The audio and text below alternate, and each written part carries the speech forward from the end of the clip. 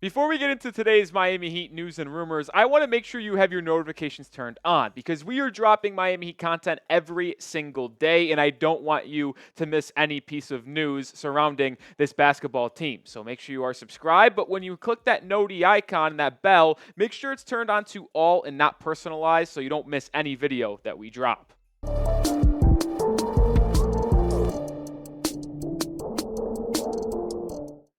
Loaded show here. I am Nic Rohloff. This is the Heat Report by Chat Sports. Jimmy Butler is going to be on a Netflix documentary. We have to talk about that. Bam Adebayo is a massive win for this team, not only for his play, but for his contract and the extension that the Heat got him at this offseason. And then Caleb Martin. Is he a loss to this Heat roster that we need to talk more about? Those are the three topics on today's show. We'll start with Jimmy Butler because it was announced today that the Netflix documentary that followed 5 NBA superstars will be releasing on October 9th on Netflix. The 5 stars being LeBron James, Jayston Tatum, Anthony Edwards, our own Jimmy Butler, and then Domantas Sabonis. And I just have to mention this a little bit because this will be a fun watch, but this could absolutely be nightmare stuff for Heat fans.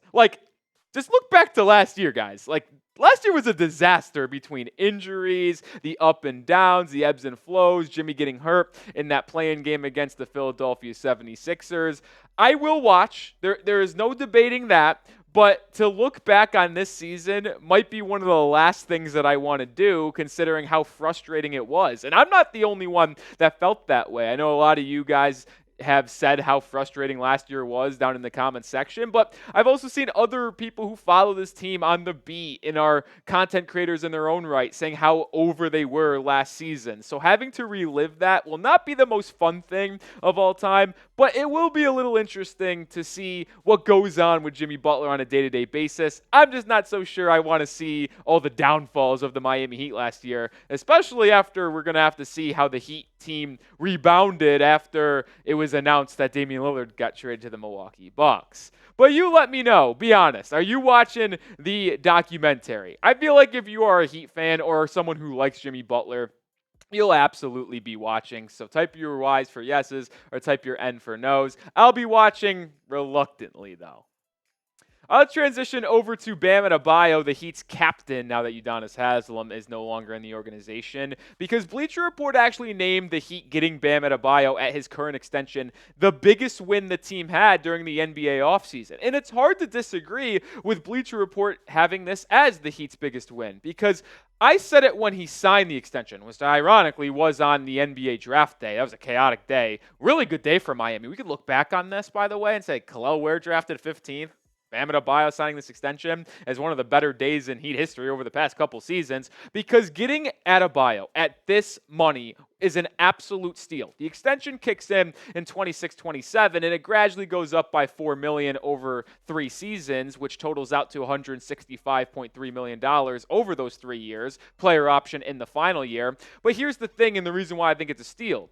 If Bam didn't sign the extension this offseason and waited till next offseason, which he could have done, by the way, because he's still under contract for the 25-26 season, if he made the all-defensive, all-NBA team, or one defensive player of the year, which is a very real possibility, by the way, it would have been $60 million per season. Yes, you heard that correctly. It would have been closer to a 4-year, $220, 4-year, $240 million supermax extension for Adebayo. And yes, it would have been absolutely worth it for Bam to get that money because of what he brings to the table defensively and offensively as one of the best defensive players, if not the best defensive player in the NBA. But that would have also limited the Heat in their roster construction, having to pay more percentage of their cap that they're allocated to Bam Adebayo. But now that he's got that contract locked in for 3 years, starting, I guess 2, and then the player option in 28-29 before he's an unrestricted free agent in 29-30. For that fixed rate of 51, 55, and 59, it just allows the Heat more flexibility in terms of looking at what they can do with their roster. And to have your franchise player, to have your best guy locked into that rate is something that is really beneficial to Miami. We don't know what Jimmy Butler is going to be doing long term when he's turning 35 to start this year, turning 36 next season. We don't even know if he's going to be on the roster. He might opt out of that player option for next season and test for agency. And if Miami's not willing to give him that 2-year supermax, it might be all on this man right here, Bam Adebayo, to lead this Heat team. And having him at his current contract is an absolute sure, no doubt, fire win for Pat Riley and this Heat organization. So I do give Bleacher Report credit for that. It is the biggest winner of the offseason for the Miami Heat. You can be a big winner by grabbing this Miami Heat t-shirt. It is on sale right now for only $20. Yes, it is usually $30. Right now, though, when you go to chatsports.com/Heat shirt, it is $20. That link will be in the description and comments of today's video. Get your Heat gear today. Represent Miami Heat basketball off the court. One more time, chatsports.com/Heat shirt. Get yours today.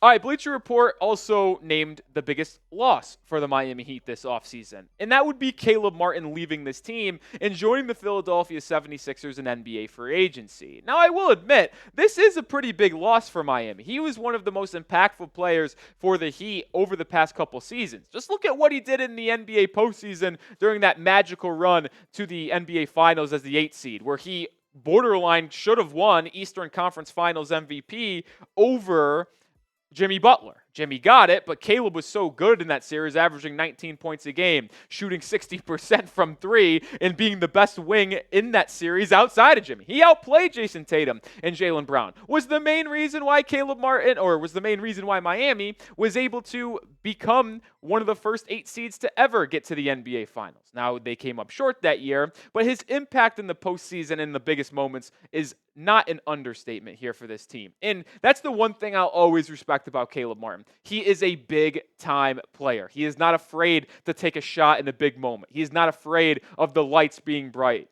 And that's the one thing that I always pride the Miami Heat basketball team on doing, is that when everyone's watching and the game intensifies in the NBA postseason, it really doesn't seem to affect this Heat team because, well, they're ingrained in it, and that's what they're all about. Now, I don't think it will be as big of a loss as Bleacher Report will make it out to be. It is a loss, don't get it twisted, but I'm very confident in Haywood Highsmith and his ability to replace that Caleb Martin role. And he's not the only one that will be doing that as well. Jaime Jaquez Jr., the second-year player out of UCLA, who the Heat drafted 18th overall in 2023, he is going to eat into that Caleb Martin role because Martin was the 6th man for Miami last season. Now I think Jaquez will have that role, but you're also going to see an expansion for Haywood Highsmith. And with his evolution from beyond the arc, as he shot 40% last season, and Jaquez getting better from three-point land, and after finishing 3rd in Rookie of the Year voting last year and being on the first team all-rookie, I only expect him to get better. And there's some people out there that expect Jaquez to potentially even have a chance to get an all-star bid this season. So with Triple J and Haywood Highsmith stepping up, I think it's going to easily mitigate the loss of Caleb Martin. And yes, it is tough because of his defense, his athleticism, and the energy he brings to the table. But I'm not as worried as Bleacher Report makes it out to be for Miami when you have Highsmith and Jaquez waiting in the wings. Specifically on Haywood Highsmith, I want to get a temperature check with the Heat fans on how you're feeling with him. Are you confident in Haywood Highsmith potentially replacing that role of Caleb Martin? Type C for confident or type D for don't. All right, to round out today's episode, I want to have one more last word on Caleb Martin here. Caleb Martin was a fantastic basketball player for the Miami Heat. I'm not debating that. He had unbelievable moments. I'll never forget the "you can't see me" right to Giannis Antetokounmpo in that first round of the 2023 NBA playoffs. But losing him does not make or break the ceiling for this Heat basketball team.